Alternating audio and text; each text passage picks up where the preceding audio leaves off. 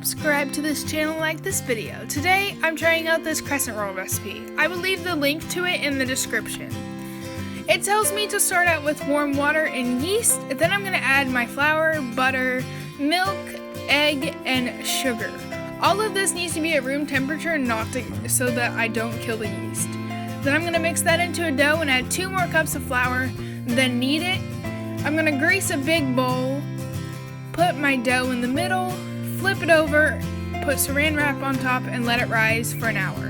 When you're kneading the dough, it should feel lighter and softer than fresh Play-Doh, if you can imagine that.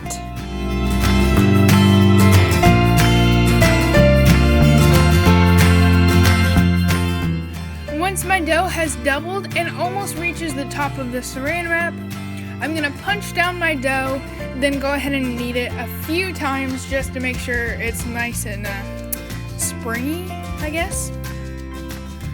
Now I'm going to cut the dough in half and smash each half into, I think it called for a 12-inch circle, but I just eyeballed it. Then I cut it into 12 pieces, then rolled them up, starting with the big side, and let them rise for another 30 minutes. Then I baked it in a 350 oven for 10 to 12 minutes, or until they're golden brown.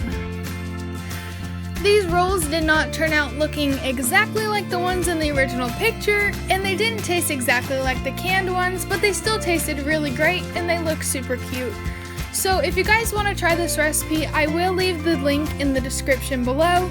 And if you like this video, make sure to give it a big thumbs up and don't forget to subscribe to my channel. Have a great day!